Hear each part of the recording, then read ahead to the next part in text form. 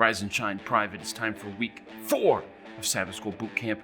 We're talking about intercessory prayer today, and you might need some by the time we're done. So lace those boots, Private. Let's go.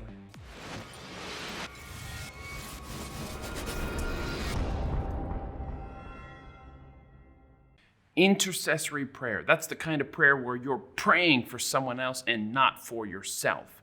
That's when the magic happens. And this lesson is going to be all about the external power of prayer, how it allows us to access God's power to accomplish His will in the world. But I wanted to mention one benefit of intercessory prayer that the lesson doesn't, and that's one word: empathy. When we are constantly praying for others, we become invested in them. We start cheering for them. We feel with them. Now, studying the Bible is something that we can do on our own. And sometimes when we study the Bible, we become so wrapped up in believing the right information that it's about capital T truth and not about the people around us. Emotions are a bad thing. We just need to be intellectual about these things. Now, listen, intercessory prayer helps balance that intellectual side of our faith out by connecting us with other human beings. So let's not lose sight of that. Flip over to Sunday, where Mark Finley draws our attention to Revelation 12, Ephesians 6, and 2 Corinthians 10.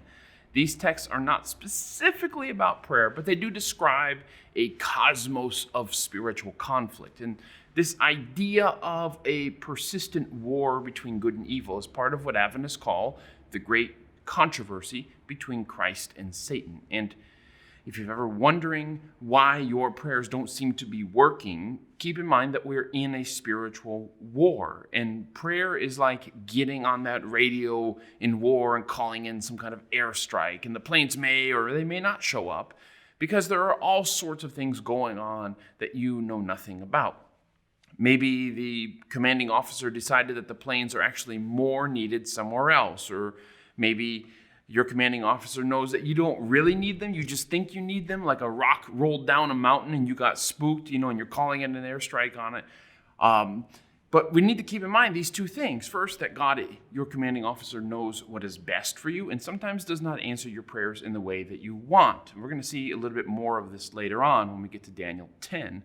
Second, that we have to still ask for what we want. Why doesn't God just give us what we need without us having to ask for it? Well, sometimes He does, but learning to ask God for something is God's way of making us more like Him. God wants us to share His heart and see people as He sees them. And when we do that, we will know what to pray for. So the process of discovering what to pray for is the process of learning to think and feel like God. And intercessory prayer helps us to do exactly that. Now, we flip over to Monday, and on Monday we look at the role of prayer in Jesus' life. And Jesus had this wonderful balance of work and prayer. He would work and work and work among people, teaching them and healing them until He ran out of spiritual fuel or He needed new orders, and He would then just withdraw suddenly and pray, often for the entire evening, the entire night. I've always seen this as a mark of Jesus' spiritual maturity, something to aspire to. We often don't know when we're empty. We don't know when we lost the signal with God. We just keep going until we crash. Our car, just to kind of switch metaphors here, our car stops and we never notice that the needle had been on empty for the last 50 miles. And Jesus noticed these things. He knew when He needed to retreat and resupply. He knew when He was out of ammo. Prayer was a key part of the rhythm of Jesus' life. And you watch His movements in the gospel. He's going forward and backward and then over here and over here. It's advance and retreat. And Jesus' whole life was measured by this rhythm. This rhythm gave Jesus power. And the lesson reminds us of the time that Jesus appealed to Peter, basically telling Peter, you're going to deny me. Satan wants you, but I prayed for you that your faith will not fail. And when you have turned around, when you've come back to me, strengthen your brothers. I love how Jesus saw Peter's weakness long before Peter did and prayed not that Peter wouldn't deny Jesus, but that his faith could survive the failure. Come on now. Have you ever heard, any of you Adventists, have you ever heard of the Great Disappointment in 1844? I'm just going to leave that there. All right? Except I need to say that Jesus was so confident in his prayer for Peter that he says, when you have turned back, strengthen your brothers. Jesus was confident that Peter would make it. And I imagine when Peter was at his lowest moment, he might have remembered these words. Jesus knew you were going to fail.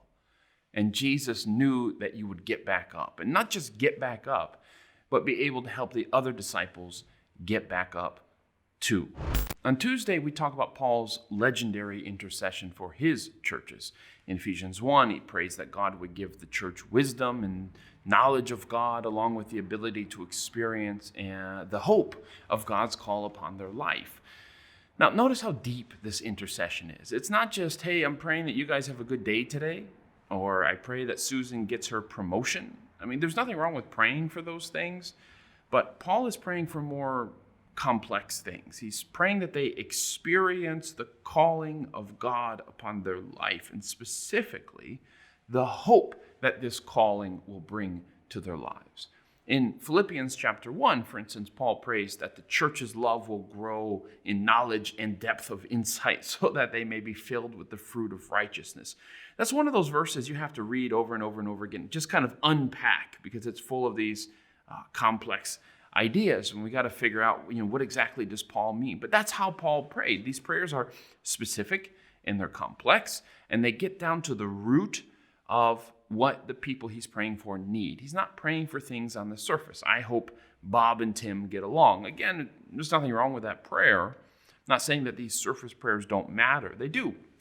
I'm saying I think we could all use the challenge to take our intercessory prayer for each other a little bit deeper. It's easy just to kind of pick up and pray for whatever is on the surface of somebody's life. But just, you spend some time thinking about the people. Lord, show me, what do they really need me to pray for? Not just what they tell me they want me to pray for, but what do they really need me to pray for? And you can only do that when you really know the people you're praying for. When you see what they need and not just what they say that they need. People usually won't just ask you to pray that they experience the calling of God. They often don't know what they need at the moment. What they will ask for is something usually closer to the surface because we just don't know ourselves that well. But God knows, and this deep intercessory prayer begs us to spend some time in empathy, putting ourselves in their shoes. What do they really need? And we will find ourselves praying, asking God what we should pray for on behalf of somebody else. So it's like we're asking God what we should pray for when we're thinking of somebody else. And that's pretty cool. Again, that draws us towards the heart of God. On Wednesday's lesson, we return to the idea of the unseen spiritual war. This is clearly seen in Daniel chapter 10, where Daniel was praying for his people, seemingly to no effect. Now, this angel shows up and tells Daniel that from the moment he began praying, this angel had been sent to help, but that he was delayed by the prince of the kingdom of Persia. No, not that prince of Persia. The angel probably means some Persian leader who somehow resisted God's purpose for a few weeks until Michael, the great prince, arrived to help. Now, what this means is that God doesn't just decree to override somebody's will. You pray for somebody, God's like, well, you know what? Bob prayed for this person. I guess I got to do it no matter what. When you pray for something and God wants it to happen, he will work to influence people. That's what we see in Daniel 10. Not to dominate them, not to control them, not to override their will often enough. But we can resist God to a point. We can ignore the Spirit's influence in our lives. We can refuse to choose God. And no doubt there's sometimes a bad angel working to counteract whatever is good in the world. So we see how prayer interacts with this spiritual war that's going on when we read Daniel chapter 10, how our prayers can unleash God's power, right? The moment Daniel prayed, that angel was sent. But we can also see that that God's power must respect human choice. So I don't pretend to know how all of this works in every situation, only that in the end, God wins and that God has to respect our freedom. Now, speaking of the end, I want to end by talking about who the Prince of Persia is, and I only bring this up because the lesson brings it up. The lesson says, and I quote, "Who is the Prince of the Kingdom of Persia? Certainly not Cyrus. He is the king of the Persian Empire." I think we're splitting a hair here. I mean, Finley wants us to see the prince as the devil, but I don't think we need to be so quick to dismiss the possibility that the angel is talking about a human prince. You see, the Hebrew word for prince, sar, here is it's used hundreds of times in the Hebrew Bible, and it's translated in a variety of ways. It could be translated as commander or ruler, or yes, a literal royal prince, right? Usually it applies to human beings. It can occasionally apply to spiritual beings, but as William Shea, the great Old Testament scholar, points out, this word is never used to apply to devils or fallen angels. If it's used to apply to spiritual beings, it's used to apply only to good ones. And we clearly aren't talking about a good angel here, so I think it's prudent. I think it stands to reason that we should conclude that the prince who was opposing God for several weeks was either King Cyrus or his son Cambyses or somebody else perhaps. Whoever the prince is, Michael the archangel here is described as the great prince. In other words, he is stronger than those who are opposing God. Now, one final word. Adventists see Michael as Jesus.